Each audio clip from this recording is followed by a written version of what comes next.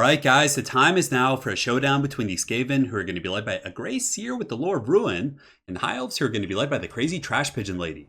But without further ado, let's jump right into this match and have some fun. So up here in the front line for our primary Skaven core, we do have three groups of the Stormvermin with the swords and shields. Definitely a very safe pick in this matchup. Number one, they have pretty high armor value, so against the Spearmen front line, which is pretty much the most common front line of the High Elves, typically you see like 4 or 5 groups of Spearmen with the Signs of Methlon. And the High Elves usually win with other things like Dragon Princes or some of their skirmishing units. The front lines for the High Elves usually don't do the heavy lifting. Therefore, getting the Stormvermin, who number one have armor against the Spearmen, have pretty good defensive stats themselves, they have missile resistance with their shields, I think are going to be really solid. They can actually cut through Spearmen as well over the course of prolonged engagements and eventually get into that back line. But of course, they're going to be taking charges and other things. So it's a little bit dangerous for the poor rat boys here. On the flanks, two groups of Skaven slaves with spears. So basically, if there's Dragon Princes coming in, you just throw the Skaven slaves and let them take the charge. They're going to get eradicated on the charge, but then that allows your other units to follow up without taking the initial charge, like the Rat Ogres. I mean, I don't always execute this perfectly myself, but that is the ideal situation there. And we're also going to be trying out Lore of Ruin. So I haven't used Lore of Ruin in like 4 or 5 months. I need to learn to use it a little bit better, but the spells definitely seem quite cool. We do have the Crack's Call, so this does basically just a ton of damage in a line. It's kind of like a mini Winds of Death.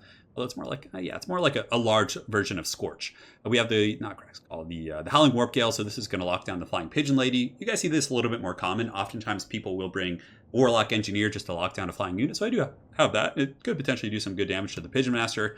And we have the Warp Lightning. He does come with Unholy Clamor, which is going to give leadership and vigor map wide, which is quite cool. He comes with Scorch as well, and then we also do have a scroll somewhere. Let me find this. The Warp Storm Scroll. So I don't know about the damage, but I saw that it did damage to flying things. The Pigeon Lady is the most common pick, so I figured it might not be a bad choice. And we're also going to be trying out 2 groups of Death Globe Bombardiers. So these are more the anti-infantry variant. Granted, they're pretty good against Cav, but I just wanted to try them out.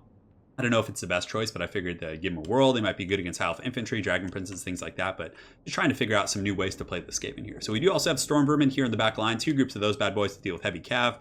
Pretty essential, I would say, against Dragon Prince play, and then, of course, we do have some Rat Ogres to round things out.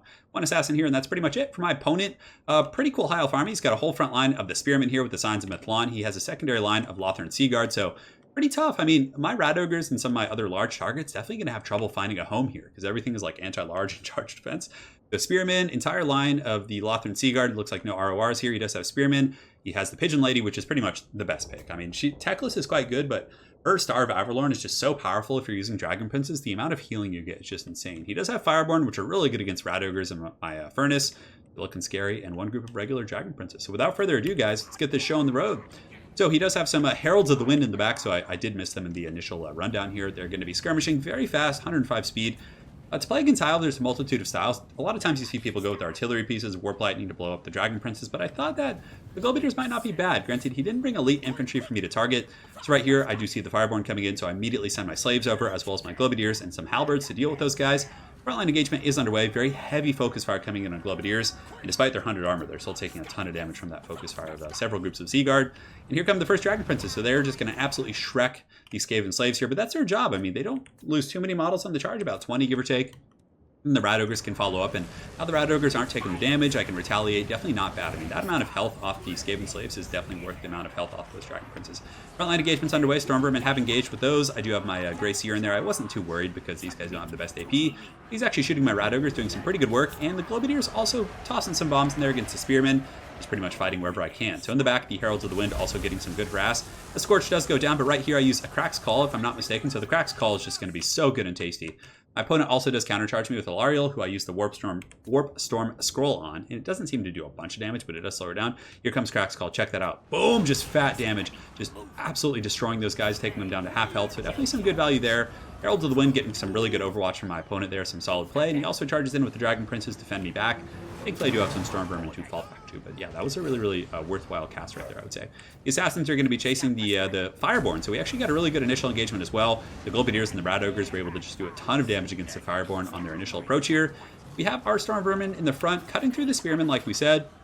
Over here is pretty good, but the Dragon Prince charge definitely going to disrupt that formation quite a bit. Dragon Princes, even though they don't have the best AP, still very impactful on their initial charges. In the back, our Stormvermin have had to resort to fighting Spearmen, which is a little bit unfortunate. He does engage back here with Alariel, so we have our 2 Globadiers who have been forced back. I will be pathing in my Rat Ogres, and I also do use the Howling Warp Gale and Trophy Heads. make her really squishy, so she should be taking quite a bit of damage here. My Globadiers will be falling back, and for some reason I told these Globadiers to throw their bombs at her, and they just like engaged in melee. It was so strange, but that does happen to me sometimes with those type of units. Another scary thing, he does have the Heralds of the Wind back here, so he can also charge in with those bad boys, so gonna take some work. We did some damage to the Pigeon Lady, but not much because my opponent did use that Foss protection. Definitely some very, very solid play there. On top of that, Halberds are fighting Spearmen, taking some Overwatch fire from the Lothern Sea Guard. There's going to be some Witchcraft going down here in the front line. I believe it's a Warp Lightning. It does okay damage against that armor. Definitely not terrible. It's a very cheap spell, too. I'm really, really quite a big fan of that. So the Fireborn here in the back are attacking Storm Vermin as well, but they do have the Halberds. The Rat Ogres are definitely cleaning them up. So things are going pretty well on this side of the battlefield, just swarming down these very expensive Fireborn. The Heart of Avalorn wasn't able to really top them off, so things are going well there, but the other side looking a little bit tough. He does have his Dragon Princes. He has a really nice missile line, and my Assassin is literally just on like a Mission Impossible back here, just shanking these guys down. Oh, look at that. He's doing some ninja moves, which is always very good, attacking the Lothern Sea Guard, but the Sea Guard are just kind of pushing up, forcing my Rat Ogres back, so I pulled them out of range, trying to pull forward these Lothern Sea Guard. But another thing to note is my opponent's been doing a really good job using the Pigeon Lady, because Grey Seers on this type of a device, but on this bell, they're not really going to be like combat units, so the Pigeon Lady's able to get in, just do some really effective cycle charging against my Grey Seer. I do pop the Arcane Conduit, and of course, I think it causes terror as well. No, it actually only causes fear. Excuse me. But the Grey Seer is going to be pushing into the back line here. The Dragon Princes get another beautiful charge right into the Storm Vermin with these swords and shields, and they're getting pretty beat up. Even though they did pay for themselves, another Warp Lightning going down, zapping some of those Lothern Sea Guard. Wasn't the best cast, but this Scorch also, for his free spell, does quite a bit of damage against those guys. So we're just trying to muck up the front line. Bounce Bar's pretty even, maybe a slight advantage for my opponent. Rat Ogres in the back have pulled back away from the range of the Lothern Sea Guard. Globadiers here, very unfortunate situation, are being chased down by spears, so probably going to lose a lot of those guys, but they're going to be scurrying away. And I do get some really good Globadier fire here on the Dragon Princes, and I have the Rat Ogres protecting them, so just kind of waiting to see where the Princes are going and trying to get that counter charge with the Rat Ogres. In the back, the Grey Seer, I didn't really have too many tools to disrupt his missile line, so I just got the Grey Seer. I was like, you know what, I'm just going to ride this thing dirty through my opponent's army, see if I can get any goodies going. Here comes another Warp Lightning, if I'm not mistaken. Going to be zapping those guys, doing some good damage. It's a pretty fast cast as well. People usually don't have much time to react to that. Some Storm Vermin in the back as well. Only 17 kills are disrupting this side of the formation, but yeah, it's looking to be a pretty close fight, although my opponent does have a pretty good advantage on the bounce of power. I think that's largely due to the fact that my Grey Seer is so beat up. So the Globadiers here bombing on some of these Lothern Sea Guard, generating some okay value. I was like, kind of like, yeah, maybe I should have done that earlier. They seem to do pretty well against the infantry here. Another great heal from my opponent here, getting that fat Earth Blood, which is going to heal all these troops, including his Lord. The Rat Ogres are basically piling in at this point. I was like, I need to fight him, slowly losing this battle. I need to get the Rat Ogres back in and involved and kind of disrupting this back line. I think I was going to go over here and attack the spears, try and break this formation to free up the Halberds to stop the Dragon Princes, but I do get a Warp Lightning there with my Grey Seer. Bit of a swing and a miss, very good reaction time for my opponent pulling back there. I don't know if he was pulling back from the Assassin or from the Warp Lightning, but either way, it was good stuff. The Dragon Princes here are going to be fighting the Rat Ogres in the pit, so Dragon Princes can do some good damage against the Ogres because they are lightly armored, but again, the Ogres have solid AP. The Globadier fire coming in here, just melting those Dragon Princes. They're getting some decent value out of the Globadiers, granted, a little bit sloppy with this group, letting them get chased off, but nonetheless, in terms of like infantry and units, it's a pretty even fight, but Alariel's healing has really put her ahead, and she's been doing a great job just slowly wearing down my Grey Seer, and I don't have a lot of tools to take her out, and that's kind of one of the things I recognized in not having Skrull, because Skrull is so good against enemy lords with Libru Bubonicus. Of course, he's tough to cycle charge because he's infantry size, so he kind of gets tossed instead of taking the damage, but I don't have too many tools for taking out the Pigeon Lady, I've realized. The Globadier fire, just hasn't seemed to do too much against her. So I do use the Howling Warp Gale, I get an Assassin, some Rat Ogres on here. Globadiers will be turning and fighting. Bounce of Power is slowly teetering away from the middle here, but I do break a lot of troops in the back. Lothern Sea Guard are pretty beat up. A lot of the Howl forces are routing, but it's really just mainly that Pigeon Lady and the returning Dragon Princes. So over here in the back, the Fireborn have come back, some of the Spearmen have rallied. The Heralds of the Wind, also very tattered, taking Globadier fire. A couple of them getting dragged down or still disrupting my formation a little bit. But I still have 75 Halberds, which is quite nice, so maybe I can pull something back with the Halberds. But alas, my Grey Seer has fallen, if I'm not mistaken. So I think the Pigeon Lady was able to get him. Yeah, I'm pretty sure he went down. So all I have in terms of my leadership now is going to be this Assassin, some Rat Ogres, some Globadiers. Those Halberds in good shape, but very, very tattered armies on both sides. But really, like I said, the big clinching thing here is the fact that the Pigeon Lady is just in such good health, is cleaning things up, and she does cause fear and terror. And Skaven are one of the factions that one of their biggest issues is dealing with like late game Skaven, when you have an enemy flying lord or hero that can just like cycle charge and break the leadership. I mean, Storm Vermin and they do seem to break relatively quick compared to other elite infantry. I mean, they still are Skaven after all, so it's a little bit tough to deal with situations like this when it really devolves to this type of a game here. I mean, I think Skrulk is probably one of the better choices. So right here, the Assassin is going to be charging in with some of these Rat Ogres, trying to break off these Spearmen. Lothar and Seaguard are moving back in, almost out of ammunition, but still that fire, even from this group right here, who only has 31 models, is going to be really punishing against my Storm Vermin. The Heralds of the Wind actually charging in, so I wanted to protect my Globadiers, so I do countercharge them. We might be able to pick off a couple here. We're going to find out. Looks like some of the rats might be able to prison shank that last guy, but it looks like the Heralds of the Wind get away relatively unscathed. I get some Globadier fire and do break these Dragon Princes here. Looks like they're at one leadership there, just so close. And the Halberds are going to be rushing forward to attack here, and I also get a Trophy Heads. I thought he was going to land there, so I went ahead and just preemptively did that, but ended up being a bit of a wash. So Globadiers here taking another charge from the Heralds. Very good play from my opponent with the cycle charging here, and the rats are going to be sent to another dimension. Assassin is going to run over and try and help, but at this point it's kind of just cleanup.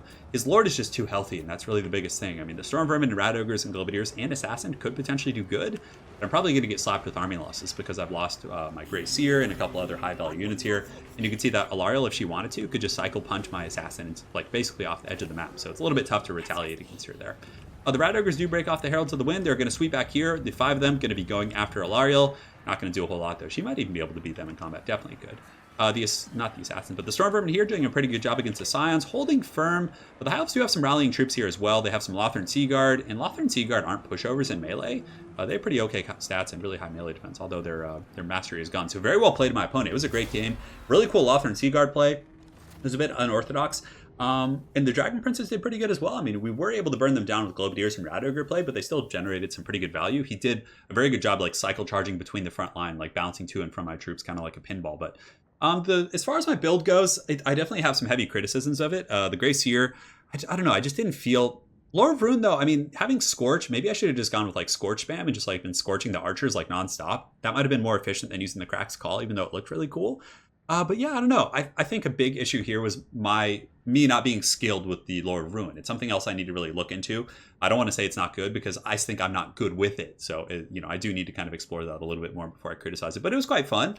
I think maybe just spamming Scorch and maybe the Howling Warp Gale and the Warp Lightning would have been more efficient than using some of the bigger spells. But yeah, it was fun to try it out for sure. And it definitely does bring quite a bit to the table. I mean, he had a lot of thin lines with Lothar and Seaguard. I think using the Scorch down the formations would have been good. Frontline, I wouldn't change anything there. I think the Storm Vermin were solid. I didn't feel that happy with the performance of the Globadiers. I guess they did okay, but against Spearmen and Lothar and Seaguard, just focusing them down, it just felt inefficient. To be honest, maybe just go with like artillery. Like if I just turtled onto Warp Lightning Cannon, I think it would have been a little bit better against the Dragon Princes. So I still think Warp Lightning probably going to be a little bit more efficient here against the High Elves. Yeah, so maybe cut one Rat Ogre, get a little bit more width in my line, get a bunch of Clan Rats to maybe swarm around the flanks and get on those Lothar and Seaguard. I think that would probably be the direction to go for my build. For my opponent's build, it was pretty cool. He had answers for the Rat Ogres, he had answers for the infantry, just kind of holding them in place and slamming them with the Dragon Princes. And of course, his play was great, and I really did like seeing the Heralds of the Wind kind of harassing the back line. So very well played, my opponent. Bob is great, 168. Bob is indeed great today, and hopefully you guys enjoyed this Skaven vs. High Elf game.